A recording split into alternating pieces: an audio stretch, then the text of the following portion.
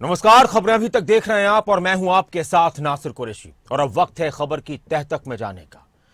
तमाम राज्यों की वो खबरें जो बहुत अहम हैं उनसे आपको रूबरू कराएंगे।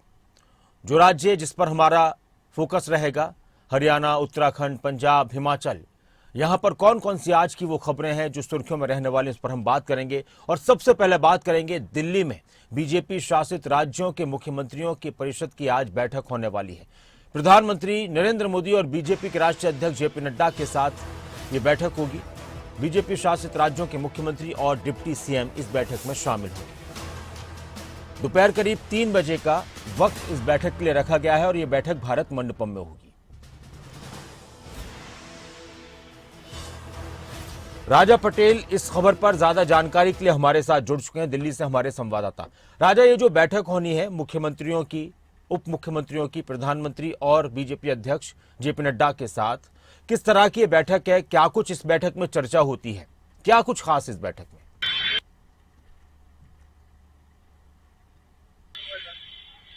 और बिल्कुल देखिए, अधिवेशन का आज दूसरा दिन है। जिस तरीके से पहले दिन की बात करें तो काफी महत्वपूर्ण अलग अलग सेशन देखने को मिली। राष्ट्रीय अध्यक्ष जेपी नड्डा का संबोधन, उसके बाद जो केंद्रीय रक्षा मंत्री हैं राजनाथ सिंह, उनका संबोधन। तो जिस तरीके से कल की मीटिंग में, कल की बैठक में जो रणनीति बनी है उसको लेकर आज भी दूसरा दिन है और आज एक बड़ी बैठक है। सभी जो बीजेपी शासित राज्यों के मुख्यमंत्री हैं, डिप्टी सीएम हैं, वो दोपहर 3 बजे के बाद बैठक करेंगे। उसमें पीएम मोदी की बात करें, राष्ट्रीय अध्यक्ष जेपी नड्डा मौजूद रहेंगे। और जिस तरीके से तमाम जो अलग अलग पहलू है, क्योंकि कुछ ही दिनों बाद आचार संहिता लगनी है, ऐसे में जो विकास परियोजनाएं प्रदेश में चल रही हैं उनको जल्द से जल्द पूरा करने की यहाँ पर बात निकलकर सामने आ रही है। वहीं दूसरी ओर जिस तरीके से मोदी की गारंटी की जो यात्रा प्रदेश में चल रही है, गांव गांव जा रही है, कहां तक वो यात्रा पहुंची है, किस तरीके से यात्रा को लेकर फीडबैक है, वो मुख्यमंत्री जो अपने बड़े नेता है पीएम मोदी और राष्ट्रीय अध्यक्ष जेपी नड्डा वो देते हुए नजर आएंगे। क्योंकि कल की बैठक में बूथ और कितना मजबूत हो, पन्ना तक पहुंचने का लक्ष्य बीजेपी का है और जो नए वोटर्स हैं उनको उनसे जुड़ने की यहाँ पर बात कल निकल कर सामने आई। तो इसको लेकर भी यहाँ पर आज दोबारा मंथन होगा। जिस तरीके से मुख्यमंत्रियों की बात करें और डिप्टी सीएम इस बैठक में मौजूद रहेंगे, पर उससे पहले जो अलग अलग सेशन है, क्योंकि एनडीए 400 पार का नारा दे रही है, बीजेपी 370 का नारा दे रही है, तो ऐसे में 400 पार के नारे को लेकर जो बूथ की बात निकलकर सामने आ रही है कि बूथ पर किस तरीके से जो नए वोटर हैं उनको उनसे बातचीत की जाएगी, उनसे किस तरीके से अपनी ओर आकर्षित किया जाएगा और किस तरीके से जो मोदी की गारंटी की यात्रा है अलग अलग गांव में पहुंचती हुई नजर आ रही है, क्या क्या फायदे लोगों को हो रहे हैं और आगे यात्रा किस तरीके से आगे और गांव में पहुंचती हुई नजर आएगी, इन सभी पहलू को लेकर ये बातचीत होती हुई नजर आएगी। जी राजा पटेल, आपसे और बात करेंगे, आप बने रहे हमारे साथ। लेकिन अभी एक खबर, किसानों के प्रदर्शन और पंजाब के किसान जो शंभू बॉर्डर पर डटे हुए हैं उनके आंदोलन को लेकर भी हम बात करेंगे। किसानों और सरकार के बीच आज एक बार फिर से बातचीत होने वाली है और आज उम्मीद जताई जा रही है कि आज इस मसले का हल कुछ ना कुछ निकल जाएगा। हालांकि इससे पहले जो बातचीत हुई थी उस दिन भी सकारात्मक रही थी, लेकिन कुछ पॉइंट्स पर फिर बात नहीं बनी थी। तो आज चंडीगढ़ सेक्टर 26 में फिर चौथे दौर की बैठक किसान नेताओं की और सरकार की होने वाली है और आज भी केंद्रीय मंत्री पीयूष गोयल, अर्जुन मुंडा और नित्यानंद राय किसान नेताओं के साथ बैठक करेंगे। इससे पहले बेनतीजा एक तरीके से रही हैं तीनों बैठक, लेकिन लास्ट जो बैठक थी वो सकारात्मक बैठक रही थी। काफी उम्मीदों से उस बैठक को देखा जा रहा था। तो आज की बैठक से किस कदर हम उम्मीद कर सकते हैं और क्या कुछ खास रहने वाला है?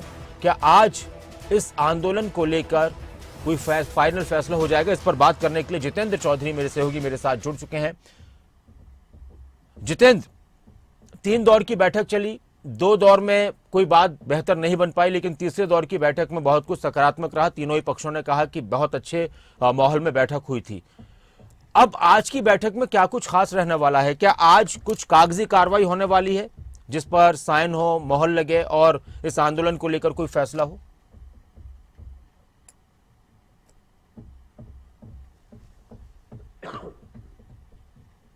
देखिए, बिल्कुल नासिर, अगर आज की बैठक बात की जाए तो चौथे दौर की आज किसानों और केंद्र के मंत्रियों के साथ बैठक है, जिसमें केंद्र की तरफ से पीयूष गोयल, अर्जुन मुंडा, नित्यानंद राय जो है वो मुख्य तौर पर मौजूद रहने वाले हैं। साथ ही पंजाब सरकार की तरफ से भी एक मंत्री या मुख्यमंत्री खुद जो है इस बैठक के अंदर शामिल होते हुए नजर आए हैं। बीती 3 बैठकों की अगर हम बात करें, यानी पंजाब के अंदर जिस तरीके से पंजाब हरियाणा के बॉर्डर पर यह पूरा आंदोलन चल रहा है, पंजाब के किसान है, तो ऐसी स्थिति में पंजाब सरकार को भी पूरे कॉन्फिडेंस में साथ लेकर के केंद्र की तरफ से चला जा रहा है, ताकि किसी भी प्रकार की कोई न्यूसेंस जो है वो क्रिएट ना हो, आपसी राजनीति जो है पार्टी को लेकर के यहाँ देखने के लिए ना मिले, क्योंकि पंजाब में आम आदमी पार्टी की सरकार है और हरियाणा और केंद्र के अंदर जो है, जो कि इसी आंदोलन से जुड़े हुए हैं, वहां अगर हम बात करें तो भारतीय जनता पार्टी की सरकार है। इस प्रकार के जो विरोधाभासी बयान है वो इस माहौल को और अधिक जो है तूल दे सकते हैं। इसलिए पंजाब सरकार को भी पूरे तौर पर केंद्र की तरफ से साथ में रखा जा रहा है और वास्तविक जो स्थिति है उसके बारे में जानकारी लेने का काम किया जा रहा है। आज शाम 6 बजे चौथे दौर की बैठक है, जिसमें तीनों केंद्रीय मंत्री यहां पर मौजूद रहने वाले हैं। किसान आगू जो नेता है वो यहाँ पर मौजूद रहेंगे। और पिछली जो बैठक, जिसे हम सकारात्मक बैठक कह रहे हैं, उसका कारण यही है कि अभी तक की जो बैठकें थी, यानी 3 बैठकें जो हो चुकी हैं, उससे पहले की जो 2 बैठकें थी, उसके बाद किसान जो है वो काफी तीखे बयान देते हुए नजर आते थे कि सरकार का वही अड़ियल रवैया है, सरकार मान नहीं रही है। लेकिन तीसरी बैठक के बयानों को भी अगर हम देखते हैं और उसके ड्यूरेशन को भी हम देखते हैं, क्योंकि बैठक जो है रात 1:30 बजे तक चली थी और 8:30 बजे रात को शुरू हुई थी किसानों के साथ, और उससे पहले पंजाब के मुख्यमंत्री के साथ भी तीनों केंद्रीय मंत्रियों की तरफ से एक बैठक की गई थी। तो ये कहा जा सकता है कि लंबी बैठक जो है वो पिछली बैठक रही थी और उसके बाद बयानों के अंदर भी कोई बहुत ज्यादा तल्खी देखने के लिए नहीं मिली थी। इसलिए आज की बैठक से ये उम्मीद की जा रही है कि जो तीसरे दौर की बैठक के अंदर जिस मसौदे को लेकर के चर्चा हुई होगी, उस मसौदे पर केंद्र के तीनों मंत्रियों ने जो नेतृत्व है सरकार का, उसके साथ भी कोई चर्चा जो है वो की होगी, और ताकि आंदोलन को जल्द से जल्द जो है वो उसको खत्म करवाया जा सके। आज उम्मीद यही लगाई जा रही है कि जो एमएसपी गारंटी को लेकर के जो पेच लगातार फंसा हुआ है, उसको लेकर के कोई हल केंद्र के मंत्रियों की तरफ से यहाँ पर जरूर रखा जाएगा, जिसके बाद इस आंदोलन की अगली दिशा जो है वो काफी हद तक तय होने वाली है। किसानों की तरफ से ये लगातार कहा जा रहा है कि उनका अनत का सवाल नहीं है दिल्ली जाना, बल्कि उनकी जो मांगे हैं उन्हें सरकार अगर मान लेगी तो वो वापस लौट जाएंगे। आज की जो बैठक शाम 6 बजे होने वाली है, उससे यही उम्मीद की जा रही है कि वहां कोई हल इस प्रकार का निकलता हुआ अगर नजर आएगा, तो जो लोगों को दिक्कतें हो रही हैं, जो इंडस्ट्रीज को दिक्कत हो रही है, ट्रांसपोर्टर्स को दिक्कत हो रही है, आम लोग और जो बसों से चलने वाले या फिर जो सार्वजनिक जो वाहन है उनसे चलने वाले जो लोग हैं, उनको खासी दिक्कतों का सामना करना पड़ रहा है। सड़क मार्ग पूरे तौर पर हरियाणा पंजाब के बॉर्डर्स पर जहां प्रभावित है, वहीं दिल्ली हरियाणा के बॉर्डर्स पर भी सड़क मार्ग प्रभावित है। ना सिर्फ इसी के साथ साथ 7 जिलों के अंदर इंटरनेट 19 तारीख तक बंद है। इसकी वजह से जो छात्र हैं जिनकी परीक्षाएं हैं, चाहे वो एचएसएससी के एग्जाम को लेकर के परीक्षाएं हो या इससे पहले सीबीएसई के एग्जाम को लेकर के परीक्षाओं की बात करें, उन्हें भी काफी दिक्कतें जो है इंटरनेट बंद होने की वजह से आ रही है, क्योंकि आधुनिक युग के अंदर जो छात्र हैं, जो परीक्षार्थी हैं, वो काफी हद तक इंटरनेट पर भी निर्भर नजर आते हैं। तो ये तमाम चीजें इसकी वजह से प्रभावित होते हुए नजर आ रही है, जिन्हें सरकार के स्तर पर भी देखा जा रहा है। तो वहीं किसानों के समक्ष भी ये अपील की जा रही है कि कम से कम इस माहौल के अंदर इस प्रकार का कार्य ना करें, जिसकी वजह से आमजन पूरे तौर पर प्रभावित नजर आ रहा है। इसलिए आज की इस बैठक से ये उम्मीद की जा रही है कि इन तमाम बातों को देखते हुए सरकार भी, केंद्र सरकार भी और दूसरी तरफ किसान भी आज कोई सकारात्मक हल पर पहुंचते हुए नजर आ सकते हैं। जितेंद्र, आप बने रहे, आपसे और भी बात करेंगे कुछ और खबरों पर। हरसिमरत पॉल भी इस वक्त हमारी संवाददाता हमारे साथ जुड़ गई हैं। हरसिमरत, हम बात कर रहे थे, जितेंद्र ने बताया कि किस तरह से लोगों की परेशानी इस प्रदर्शन की वजह से नजर आई। किसानों की अपनी मांगे हैं, वो भी प्रदर्शन करने के लिए अपने घरों से निकले हुए हैं। बातचीत का सिलसिला चल रहा है, लेकिन इस बीच जब बातचीत का सिलसिला एक तरफ हो रहा है लगातार और आज भी बातचीत होनी है, किसान नेताओं की तरफ से इस प्रदर्शन को लेकर कुछ और रणनीति बनाई गई है। उनकी तरफ से क्या फैसला लिया है कि अगर बातचीत नहीं बनती है तो फिर अगला कदम क्या होगा? शंभू बॉर्डर के हालात फिलहाल कैसे हैं? अलग अलग जो बॉर्डर्स हरियाणा और पंजाब के, वहां पर किस तरह की स्थिति है?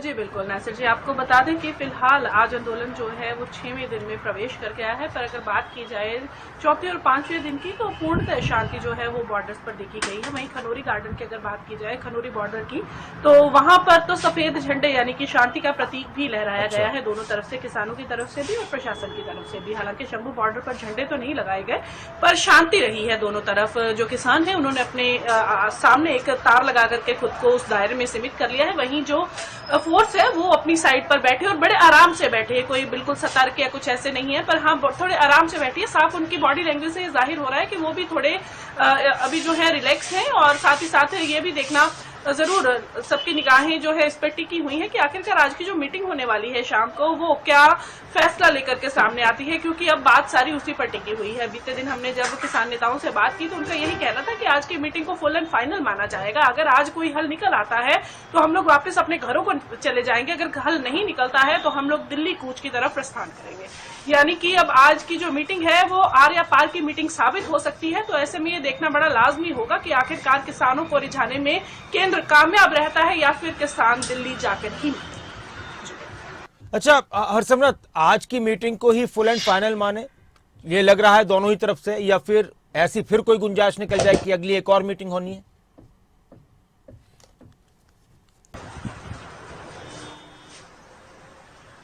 पॉसिबिलिटी तो हो सकती है नासिर जी, अगर जल्दी से जल्दी मीटिंग अगर अगली भी रखी जाए तो हो सकता है कि उस पर भी इनको मानना पड़े। पर जो किसान है उनका कहना है कि आगे आचार संहिता लगने वाली है, क्योंकि इलेक्शन होने वाले हैं देश में। तो ऐसे में उससे पहले अगर कोई हल निकल जाता है तो ये सबके लिए अच्छा होगा। पर आज जैसे देखा जा रहा है कि चौथी मीटिंग जो है अब वो होनी जा रही है, तो किसानों को भी ऐसा लगता है कि सरकार जो है, केंद्र सरकार जो है वो समय जो आगे टपाने का या आगे चलाने का प्रयास कर रही है ताकि उनको समय मिल जाए और ऊपर से आचार संहिता लग जाए। क्योंकि ये तो केंद्रीय जो मंत्री हैं वो बार बार कह ही रहे हैं कि अभी उनके पास समय नहीं बचा है, क्योंकि सेशन नहीं बुलाया जा सकता। तो ऐसे में बार बार टालने का प्रयास तो जरूर हो रहा है। वहीं किसानों को भी ये लगने लगा है कि केंद्र सरकार जो है वो समय आगे करने का प्रयास कर रही है ताकि आचार संहिता लग जाए तो हाथ जो है एक बार सबके बन जाएंगे, क्योंकि अब जो काम हो पाएगा वो आगे जो नई सरकार बनेगी उसके हाथों ही हो पाएगा। तो ऐसे में फुल एंड फाइनल आज की मीटिंग को माना जा सकता है। शुक्रिया आपका इस पूरी जानकारी के लिए हरसिमरत। और आज की इस बैठक से क्या कुछ राह निकल कर आती है, उम्मीदें बहुत सारी हैं। एक तरफ जनता की परेशानी है, एक तरफ किसानों की अपनी मांगे हैं, लेकिन इसी के साथ बहुत सारी ऐसी चीजें होती हैं जो राजनीति के माहौल को भी गर्मा देती हैं। अब आज एक बार फिर से सरकार और किसान नेताओं के बीच बैठक होगी। शंभू बॉर्डर पर जो पंजाब के किसानों का प्रदर्शन चल रहा है उसको लेकर क्या कुछ फैसला होगा, इस पर सबकी नजर है। और क्या जो बॉर्डर अलग अलग हैं, चाहे वो दिल्ली हरियाणा के हैं या हरियाणा और पंजाब के हैं, वो खुल जाएंगे या नहीं खुलेंगे, इस पर सबकी नजर है। लेकिन इसी बीच कुरुक्षेत्र में आज किसान संगठनों की महापंचायत हो रही है। गुरनाम सिंह चडूनी भी इस महापंचायत में मौजूद रहेंगे। किसानों के प्रदर्शन को लेकर यहां भी रणनीति बनाई जाएगी। ब्रह्म सरोवर पर यह महापंचायत होगी। ज्यादा जानकारी के लिए जितेंद्र चौधरी इस वक्त मेरे साथ जुड़े हुए, मेरे से होगी हमारे स्टेट हेड जितेंद्र। जो आज किसानों की कुरुक्षेत्र में महापंचायत होने वाली, इसमें क्या है इस खबर के अंदर, तह तक जाएंगे तो क्या मिलेगा इसमें?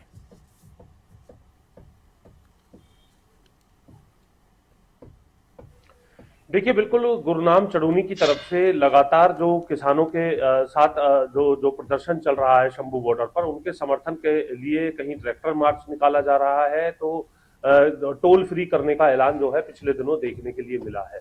इसका मिला जुला असर हरियाणा के अंदर देखने के लिए भी मिला। आज तमाम पदाधिकारियों के साथ कुरुक्षेत्र ब्रह्म सरोवर पर गुरनाम चडूनी की तरफ से जो बैठक है वो बुलाई गई है आगामी रणनीति को लेकर के, कि आखिर किस तरीके का फैसला इस चल रहे आंदोलन को लेकर के उनकी तरफ से करना है। हालांकि गुरनाम चडूनी कई बार ये भी कह चुके हैं कि बिना मांगे समर्थन नहीं दिया जाएगा, बिना बुलाए नहीं जाना चाहिए। लेकिन दूसरी तरफ अपनी उपस्थिति दर्ज कराने को लेकर के एक किसान नेता के तौर पर, क्योंकि जब किसानों का इतना बड़ा आंदोलन हो और उनकी उपस्थिति ना हो तो ये भी कहीं ना कहीं बात अखरती हुई नजर आती है ऐसे नेताओं को। तो इसलिए गुरनाम चडूनी की तरफ से लगातार इस प्रकार के जो कार्य है वो हरियाणा के अंदर चलाए जा रहे हैं। हालांकि अभी तक कोई न्योता गुरनाम चडूनी को नहीं दिया गया है, लेकिन अपने पदाधिकारियों के साथ जो बैठक है वो उनकी तरफ से कही जा रही है, क्योंकि एसकेएम राजनीतिक की तरफ से पूरा प्रदर्शन शंभू बॉर्डर के अंदर किया जा रहा है किसानों को साथ लेकर के, और राजनीति करने वालों को अलग रखने की बात कही गई है। इसीलिए जो नेता है वो बढ़ते हुए नजर आए हैं इस पूरे आंदोलन के अंदर। और गुरनाम चडूनी अभी आंदोलन के दरमियान भी ये बात कह चुके हैं कि उनका ये मानना है कि जो है संसद में जाकर के, विधानसभा में जाकर के अगर आवाज किसानों की उठाई जाए तो वहां लड़ाई लड़ना और भी ज्यादा बेहतर होगा। मुख्यमंत्री मनोहर लाल भी प्रेस कॉन्फ्रेंस में गुरनाम चडूनी के इस बयान का जिक्र कर चुके हैं। तो इसी वजह से दोनों के बीच में जो दूरी है वो बनी हुई है। और साथ ही आंदोलन के बीच में आज अपनी जो पंचायत है वो गुरनाम चडूनी ने पदाधिकारियों के साथ बुलाई है।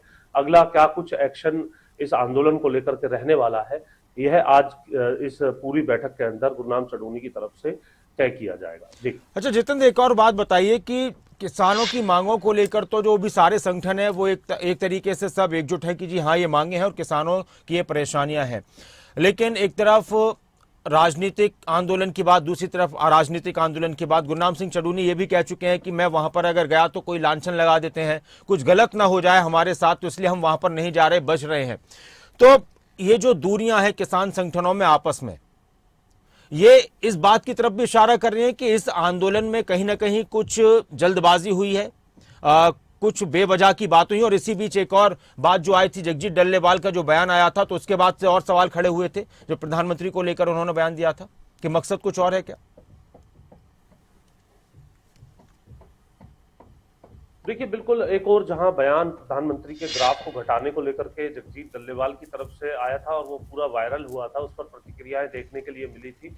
अपने आप में राजनीति से प्रेरित उस बयान को देखा जा रहा था, क्योंकि मांगे अगर सरकार से मांगी है तो उसमें पार्टी के साथ किसी तरीके का या फिर ग्राफ घटाने की बात अगर होती है तो उसे राजनीति से जोड़ करके ही देखा जाता है। दूसरी तरफ किसान नेताओं के साथ में ना होना, क्योंकि पंजाब में भी किसान नेताओं की अगर हम बात करें, राज्यपाल की अगर हम बात करें, या फिर दूसरे जो किसान नेता है उनकी बात करें, वो सभी एकजुट होकर के उतने बड़े स्तर पर नहीं है जिस तरीके से किसान आंदोलन वन के अंदर देखने के लिए मिल रहे थे, इससे पहले किसान आंदोलन के अंदर देखने के लिए मिल रहे थे। फिलहाल भी अगर हम बात करें तो किसान नेता अपनी अपनी उपस्थिति को लेकर के अलग अलग जो समर्थन में जो कार्य है, टोल फ्री से लेकर के कहीं रेल रोको पंजाब के अंदर देखने के लिए मिला, या फिर ट्रैक्टर मार्च देखने के लिए मिला। हमने देखा कि राकेश टिकैत भी ये कह रहे हैं कि 21 तारीख तक जो किसान नेता है एसकेएम के जो प्रदर्शन शंभू बॉर्डर पर चल रहा है, वो अपनी जो स्थिति है वो अगर स्पष्ट करते हैं तो उनकी तरफ से भी आगे के जो कदम है वो उठाने का काम किया जाएगा। तो ये दर्शा रहा है कि नेताओं को अभी तक एसकेएम राजनीतिक की तरफ से कोई भी इस तरीके का न्योता नहीं भेजा गया है, कोई भी बात इस तरीके की नहीं कही गई है कि वो आकर के इसमें शामिल हो, बल्कि वो अपनी उपस्थिति एक किसान नेता के तौर पर जो उनकी पहले आंदोलन में बनी थी, उस उपस्थिति को बरकरार रखने के लिए अपने स्तर पर मीटिंग बैठ के महापंचायतों के दौर में लगे हुए हैं। लेकिन एसकेएम राजनीतिक की तरफ से उन्हें साथ आने को लेकर के अभी तक कोई भी ऑफिशियल जो न्योता है वो नहीं दिया। ठीक है, और शुक्रिया इस पूरी जानकारी के लिए, बातचीत के लिए जितेंद्र। तो किसानों का प्रदर्शन चल रहा है। वहीं एक और अहम खबर, दिल्ली में बीजेपी राष्ट्रीय परिषद की बैठक का आज दूसरा दिन है। प्रधानमंत्री नरेंद्र मोदी आज कार्यकर्ताओं को, बीजेपी के पदाधिकारियों को संबोधित करेंगे। लोकसभा चुनाव समेत अहम एजेंडाज पर आज इस बैठक में चर्चा होगी। जीत का मंत्र दिया जाएगा। बीजेपी का नारा है 370 का इस बार, और एनडीए 400 पार। राजा पटेल हमारे साथ हैं। राजा, आज की बैठक में और क्या कुछ खास रहने वाला है? पीएम का संबोधन होगा, इसके अलावा और क्या कुछ स्पेशल है आज?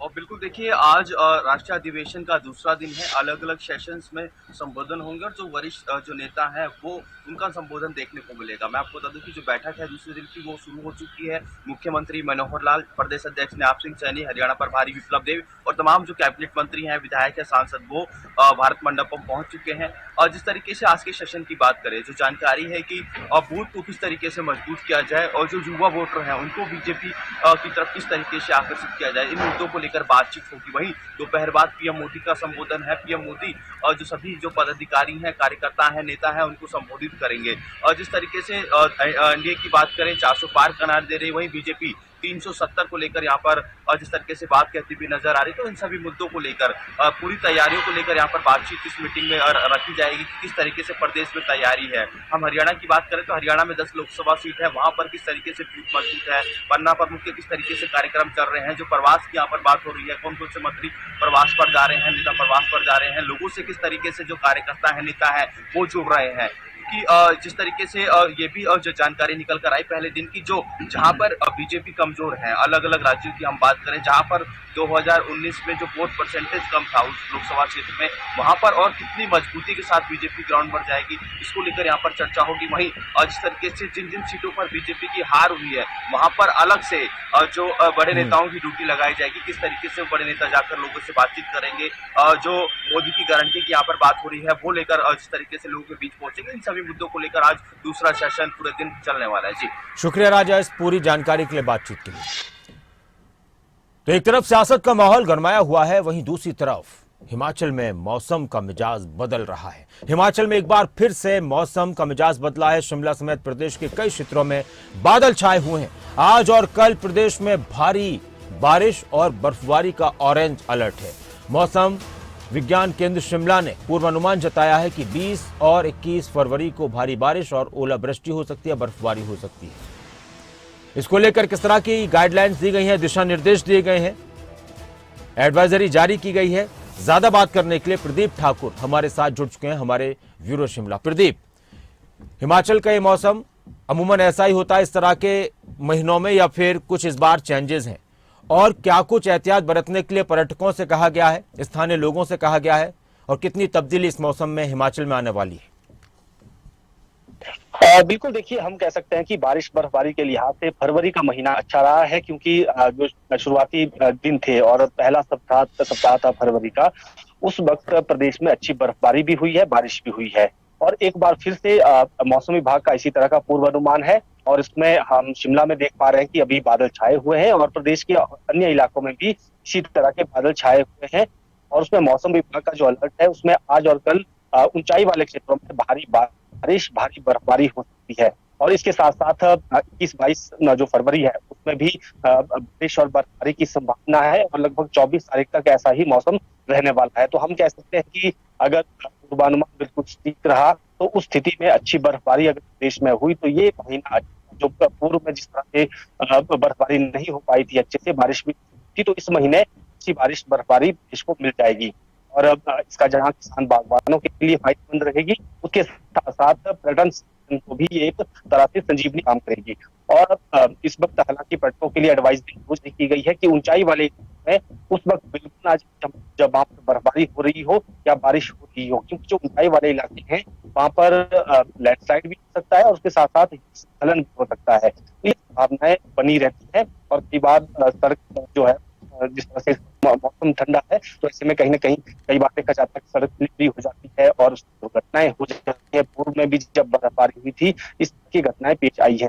वैसे में उम्मीद की जा सकती है कि अच्छी बर्फबारी बार फिर होगी, बारिश भी होगी, और खेती बाड़ी के लिए भी ये अच्छी रहेगी। और उसके साथ साथ जब गर्मियां आती हैं, तो गर्मियों में पानी की कमी नहीं रहती है, अगर आजकल अच्छी बारिश और बर्फबारी हो जाए तो। जी, और शुक्रिया प्रदीप इस पूरी जानकारी के लिए, बातचीत के लिए। और मौसम का मिजाज सिर्फ हिमाचल में ही नहीं बदल रहा, उत्तराखंड में भी एक बार फिर से बदल रहा है। आज शाम से 7 जिलों में बारिश के आसार हैं। मौसम विभाग ने बारिश होने की संभावना जताई है। 19 और 20 फरवरी को पूरे राज्य में बारिश बर्फबारी का ऑरेंज अलर्ट है। कौन कौन से वो क्षेत्र हैं जो ज्यादा प्रभावित रहने वाले हैं, जहां बारिश हो सकती है, बर्फबारी हो सकती है, और ऑरेंज अलर्ट को किस तरह से देखा जाता है मौसम विभाग की तरफ से, और कब कब ये मौसम इसी तरह का हिमाचल प्रदेश के अलावा उत्तराखंड में रहने वाला है, इस पर ज्यादा बात करने के लिए नासिर हुसैन हमारे संवाददाता हमारे साथ जुड़ चुके हैं उत्तराखंड से। नासिर, हिमाचल में ही बदला है मौसम का मिजाज, उत्तराखंड में बदला, उत्तराखंड के लिए क्या कुछ खास रहता है इन दिनों में, और किस तरह से तब्दीली आती है मौसम में? देखिए नासिर, उत्तराखंड में एक बार फिर मौसम में बदलाव नजर आ रहा है।